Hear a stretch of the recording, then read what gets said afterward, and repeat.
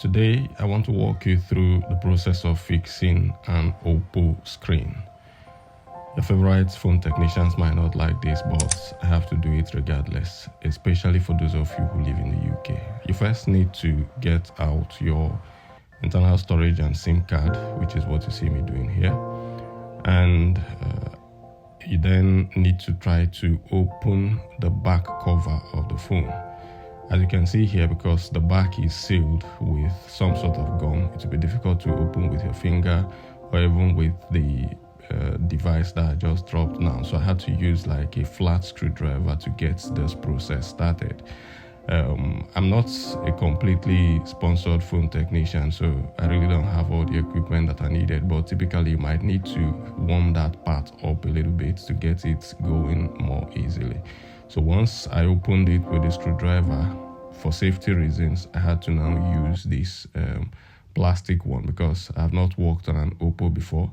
I needed to be careful to not cause any circuit bridging inside the phone. Again, because the screen is broken, I'm not sure the phone was off, so I had to be relatively very careful. Now, you get this part off, that's the starting point, because the way OPPO is built, I think this is a water-resistant phone. So it's really compact, and then you begin to see the screws only after you have pulled this off. All right. If you live in the UK, for instance, you remember that when your phone screens get bad, most technicians don't fix them. They'll ask you to rather go buy a different screen, especially for these Android phones that will bring to the UK from Nigeria. Now, the back cover is off, and then you can see the battery of the phone, and then you can also see the different segments of the phone. There are different screw sizes, some on the upper side, some on the lower side. But the part that has the screen flex connector is on the downside of the phone towards the charging point. So you need to get that part loosened up to be able to access the connector, to be able to gain access to the connector that locks the screen back on the motherboard of the phone. And that's what you see me doing here. I'm screwing things out. Remember always that you need to keep your screws in very good condition, in a very good place where you can easily see them, because they can pretty much fall out very quickly. So you see that white light there, that's where I'm keeping them. Good contrast, safe place, nobody taking them, and that's what you see. Now, after you've loosened that downside, you don't really need to loosen the upper part of the phone. You don't even need to take out the battery necessarily, except for the sake of safety, so that the phone is off and turned off. But you need to now take out this rectangular outer covering of the phone, because somehow it is part of what locks in that lower segment where the flex for the screen is. This is also kind of tight. It has some little interlocks in between. You need to get the sweet spot to be able to unlock that. That's what you see me trying to find here. And then the moment you get them unlocked, everything else flows just very easily. It goes round, and then you take off that part. Once you take that part off, then you will come very close to the screen connector, and then you'll be able to take out the screen connector. So fixing your phone or your screen in the UK can cost up to £70, but if you follow this process, you'll get it somewhere relatively very cheap. We're able to get this screen. By the way, this phone belongs to a family member, and then it got broken. We needed to fix it. We got the screen from AliExpress. You're going to see the screen shortly. But we got it from AliExpress, I think somewhere around less than £12, if I'm not mistaken. And then it comes with a screw. It comes with some of the components that you're going to use to unscrew it and then fix it. So that's me now unlocking the screen of the phone. Now, there's something unique here. Usually, the screen is attached to the body of the phone with a gum. That gum, if you apply heat to it, it kind of softens, and then sometimes you just need to use something like a blade to open it up.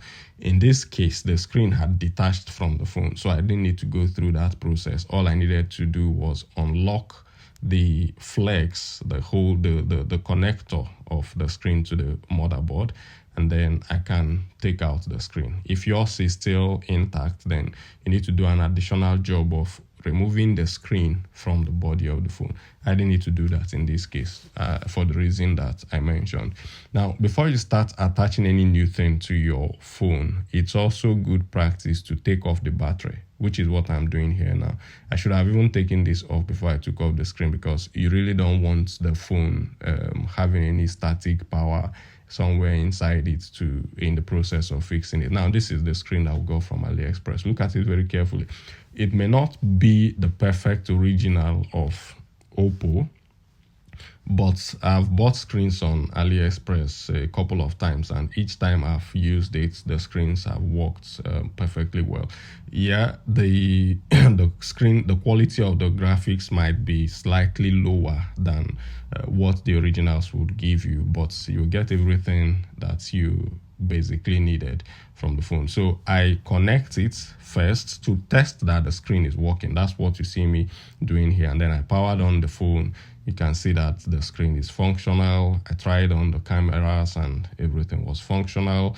And then at the end of that, I had to switch off the phone, power it off, and then to go now and fix the screen properly to its normal position. I detach it after this testing using my plastic. At this point, try as much as possible to avoid having metallic contact with the motherboard of the phone, because something can go wrong. So I fix it to the front, and then I pass this flex through that tiny opening there, and then I just lock it in.